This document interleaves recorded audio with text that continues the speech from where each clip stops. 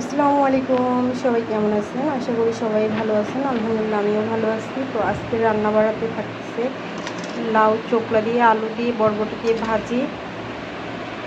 আর এখানে আমি 6 পিস মাছ পেটি আর গাদা দোনো সাইড মিলিয়ে 6 পিস মাছ ম্যারিনেট করে রেখেছি হলুদ মরিচ লবণ মাখায়। আর আজকে রান্না হবে মাছটা কচু সরা দিয়ে। সরাগুলো যেহেতু সাইজ বড় ছিল, তো মাঝখান থেকে আমি ফালা দিয়ে কেটে তারপর অনেকটা বড় কচুর মতো সাইজ করে কাটছি। তো চলুন রান্না বান্নাতে যাই। এখানে তেলের মধ্যে আমি শুকনো মরিচ ফোড়ন দিয়ে দিচ্ছি। আমি চাইলে আগে ভাজিটা মজায় তারপর রান্না করতে পারতাম, কিন্তু সেটা তেলে দিয়ে দিব। আর শুকনো মরিচটা একটু ভাজা ভাজা হয়ে গেলে তারপর দিয়ে দেবো রসুন ফোড়ন, কারণ মরিচটা একটু সময় লাগে ভাজতে। আর মরিচের সাথে যদি একটু রসুন বা পেঁয়াজ দেওয়া হয় তাহলে মরিচটা মুচমুচে হয়ে ভাজা হয় না। আর এখন দিয়ে দেবো রসুন কুচানো। এটাও একটু লাল লাল করে ভেজে নেবো যাতে ঘ্রাণটা ছড়ায়।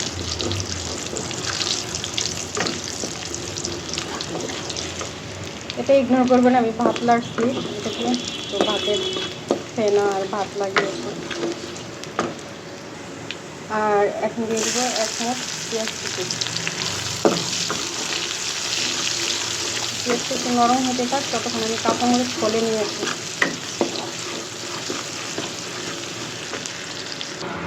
পেঁয়াজও মোটামুটি লাল লাল হয়ে গেছে। আর এখন দিয়ে দেবো কাঁচামরিচ, এটাও হতে থাক। আমি লবণ আর হলুদ নিয়েছি।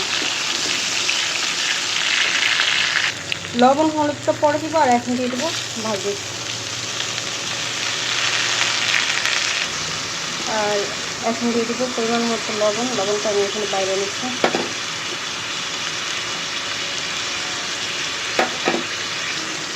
লবণ দিচ্ছি আদা 1 চামচের মতো হবে। আর হলুদের গুঁড়ো দিচ্ছি আমি আধা চামচের থেকেও কম। তো এটা এখন আমি অল্প আছে ভালোভাবে নাড়া চেড়া তারপর ঢাকনা দিয়ে দেবো। এটা ভালোভাবে একটু মিক্স করতে হবে।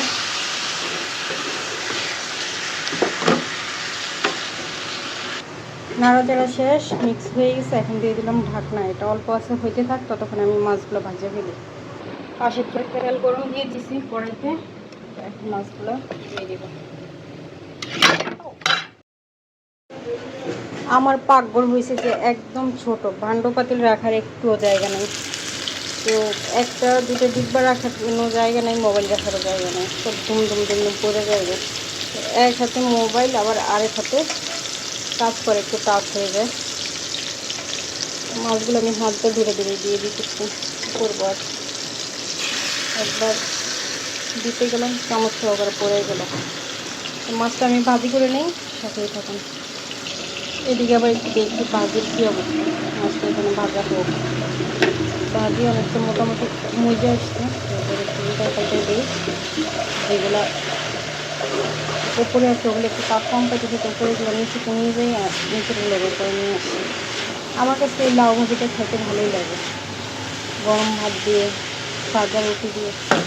আমি অবশ্য রুটি কম খাই, পরোটা দিয়ে রুটি দিয়ে খেতে ভালোই লাগে। এটা আস্তে আস্তে হইতে থাকে। আর এই যে ওই যে রুই মাছ আনছিল, মাছগুলো নরম হলেও কিন্তু মাছে কিন্তু প্রচুর তেল। আমি যে পরিমাণ তেল দিচ্ছি ওই তেলের চেয়ে বেশি তেল ভাসতে আসছে। এই যে মাছ এক পাশ ভাজা হয়ে গেছে, মাছগুলো সব উল্টাই দিচ্ছি। আর এখন একটু দেখবো যে ভাজির কী অবস্থা। ভাজিটা একটু নেড়ে খেয়ে দিয়ে মাছেরটা ভাজির ঢাকনা মাছের উপরে দিয়ে দিচ্ছি, তাড়াতাড়ি হয়ে যাবে। এখানে ভাজিও অনেকটা মজে গেছে, এটা একটু নাড়াচাড়া করে দিতেছি।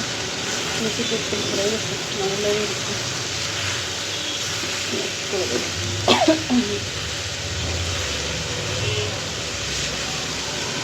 ভাজি থেকে কিন্তু অলরেডি ঘ্রাণ বাইরে দিচ্ছে। তার জাল আরও কম করে দিয়ে বসে রাখি।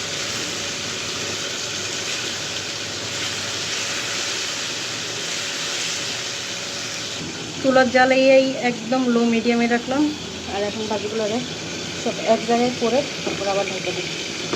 এখন যা সিদ্ধ হবে সম্পূর্ণ ভাপে সিদ্ধ হবে।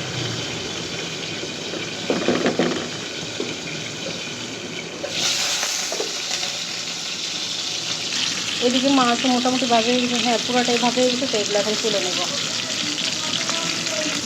আমি আর তরকারিতে তেল দিইনি, যেই তেল আছে ওই তেলে আমি পেঁয়াজটা ভাজে নিতেছি, তারপর মশলা দিয়ে কষাইয়া তারপর সবজিটা দিয়ে দেবো। কারণ তেল আমাকে বাচ্চারা বারবার বলতেছে কম খেতে, আর আমি তেলের কোনো কিছুই খেতে পারি না। আমি গতকালকে একটু লুচি খাইছি, সারা রাত আমার ঘাড়ের রক কামড়াইছে মানে আমি আবার মাঝে মধ্যে আঞ্চলিক ভাষায় কথা বলি, মানে টনটনাইছি কী বলে কী জানি, ব্যথা ব্যথা অনুভব হয়েছে। এটা নরম হতে থাক, আমি বাকি মশলাগুলো রেডি করে নিয়ে আসছি। এইখানে 1 চা চামচ আদা আর 1 চা চামচ রসুন বাটা দিয়ে দিচ্ছি। এটা একটু ভাজা ভাজা করে নিই, তারপরে বাকি মশলাগুলো দিচ্ছি। দিয়ে দিব লবণ। লবণটা একটু আগে ভাগে দিচ্ছি কারণ দেখতে 1 চা চামচ মতো লবণ দিয়ে দিলাম।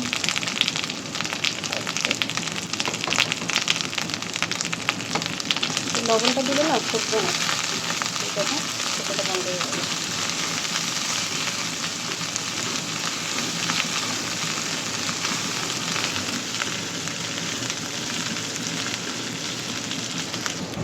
এখানে 1 চা চামচ হলুদের গুঁড়া, তারপর মরিচের গুঁড়া 1 চা চামচ, তারপরে দিচ্ছি যে জিরা গুঁড়া আধা চা চামচ, একটু তেলের সাথে মিক্স করে দিলাম। তারপর দিয়ে দেবো একটু পানি। মশলা পড়ে গেলে কিন্তু আবার তরকারি মজা হয় না। সবসময় খেয়াল রাখবেন যখন মশলাটা কষাবেন যাতে মশলাটা পড়ে না যায়, আবার একদম যাতে কাঁচা কাঁচাও না থাকে। একটু লাগে করে যেগুলো দলা বেঁধে গেছে ওগুলো মিক্স করে নিই।